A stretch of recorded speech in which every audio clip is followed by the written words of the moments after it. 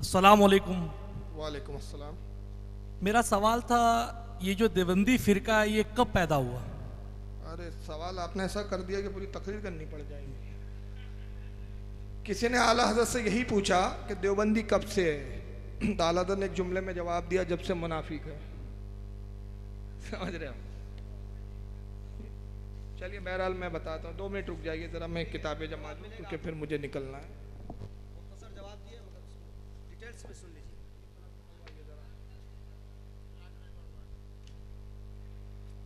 वहाबी फ़िरके की जो बुनियाद है, सही बुखारी के अंदर ही हदीस मौजूद है और यही हदीस मिशकात में भी है, मुस्लिम में भी है, बहुत सारी हदीस की किताब में है। हज़रत सैयदना अबू हुरैरा रज़ियल्लाहु ताला अन्हु से रिवायत है कि रसूलुल्लाह एक मरतबा माल गनीमत तकसीम फरमा रहे हैं। जंग से कुछ माल आया हुआ था, उसको तकसीम कर रहे थे। हुजूर की आदत करीमा थी कि जो असहाब बद्र थे, जिन्होंने जंग बद्र में शिरकत की थी, 313 असहाब जो थे, उसमें से 3 अफराद जंग बद्र में, ये 13 अफराद शहीद हुए थे और 310 सहाबा हयात थे। तो हुजूर की आदत करीमा थी कि जब कोई भी माल तकसीम करते तो असहाब बद्र को दुगना हिस्सा देते थे, इसलिए कि उन्होंने इस्लाम का उस वक्त साथ दिया जब कोई इस्लाम का साथ देने वाला नहीं था।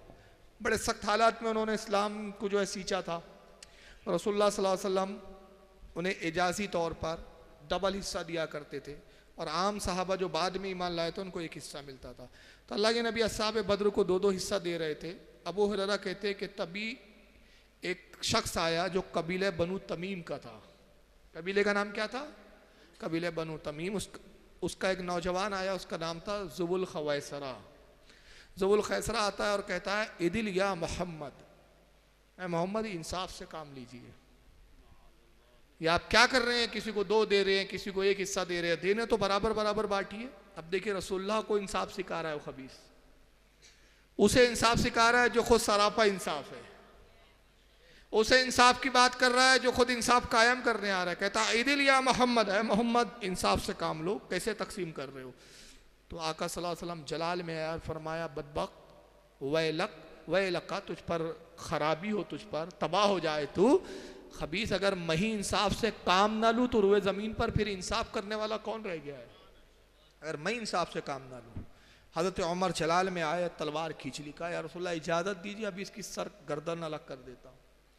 तो नबी ने कहा उमर तलवार म्यान में रख दी, कोई अकेला नहीं है, अगर ये अकेला होता तो मैं इसको कत्ल करवा देता, तो तू मेरी उम्मत से फितने को रोक लेता, मगर ये अकेला नहीं है, ये एक पूरी कौम के साथ है, इस जैसे इसकी कौम में बहुत है, और इस कौम से कुछ लोग निकलेंगे जो दीन की तबलीग करेंगे मगर दीन से उनका ताल्लुक ना होगा। फिर वही अल्फाज है जो पहले हदीस में गुजरे, कुरान पढ़ेंगे मगर हलक से कुरान इनके उतरेगा नहीं, दीन से ऐसे निकल जाएंगे जैसे तीर कमान से निकलता है, यहाँ तक के कि इनका आखिरी दस्ता, आखिरी गिरोह दज्जाल के साथ खुरूज करेगा।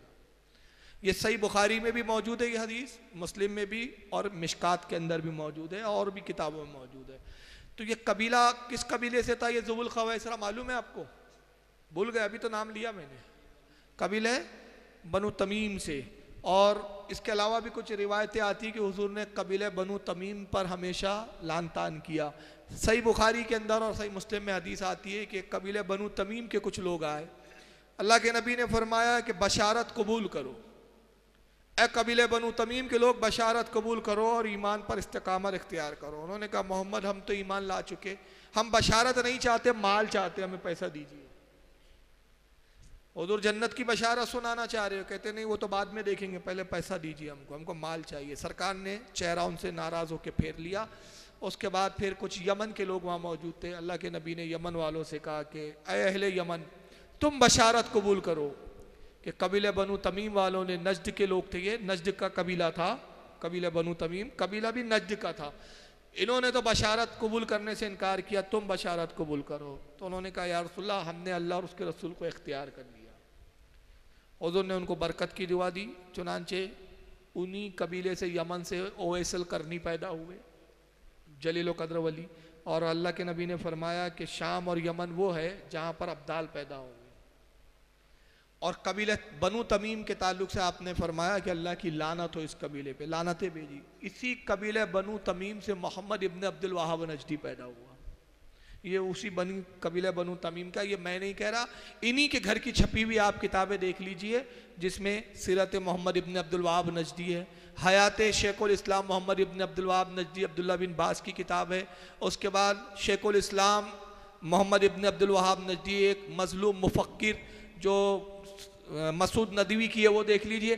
सारी किताबें जो इनकी छपी है अब्दुल वहाब नजदी के सवाने हयात पर, सब में बाकायदा लिखा है कि मोहम्मद इब्न अब्दुल वहाब नजदी का जो ताल्लुक था कबीले बनु तमीम से था। और अल्लाह के रसूल की हदीस नजद के बारे में ये आई है, सही बुखारी के अंदर ये हदीस मौजूद है, जिसके रावी हज़रत अब्दुल्लाह इब्न उमर है।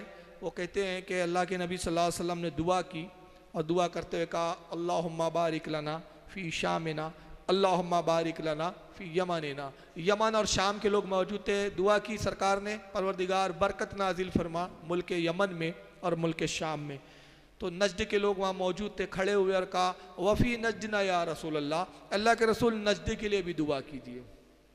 सरकार नजद के लिए भी दुआ कर दी। हज़रत अब्दुल्लाह इब्न उमर कहते हैं हुजूर ने फिर दूसरी बार दुआ की और नजद का नाम नहीं लिया, फिर दूसरी बार भी यही कहा अल्लाह बरकत नाजिल कर यमन में, बरकत नाजिल कर शाम में।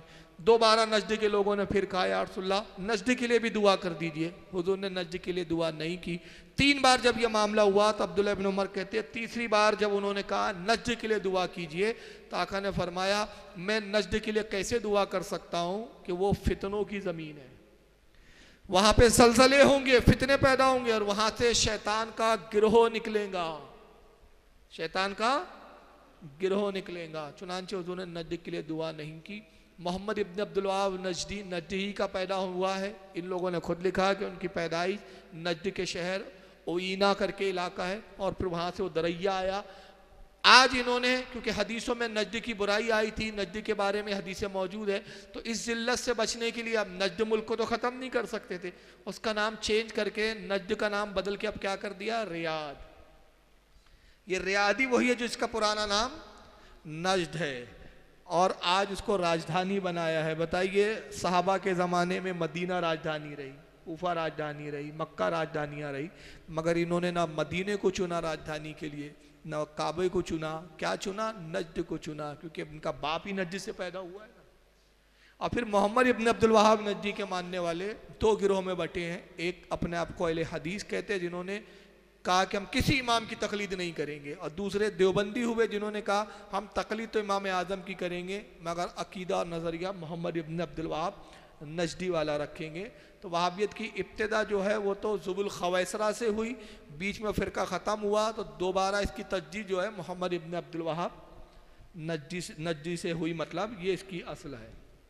और आज यही मोहम्मद इब्न अब्दुल वहाब नजदी को बहुत बड़ा मुस्लिह कहते हैं, बहुत बड़ा शेखुल इस्लाम और मुजद्दिद वगैरह सब कहते हैं, जबकि जितने भी उस दौर के उलमा हैं सब ने उसके ऊपर कुफ्र के फतवे लगाए। इतना बड़ा खबीस था, कहता था मोहम्मद अल्लाह कि मोहम्मद से बेहतर मेरी लाठी है। किताब तौहीद किताब लिखी है उसने, उसमें कहता है कि मोहम्मद सल्लल्लाहु अलैहि वसल्लम की कब्र की ज़ियारत करना भी जायज़ नहीं, कि मोहम्मद का रोज़ा बुत की तरह है। ये सब उसके बातिल अकीदे थे। वल्लाहु आलम सुम्मा रसूल आलम।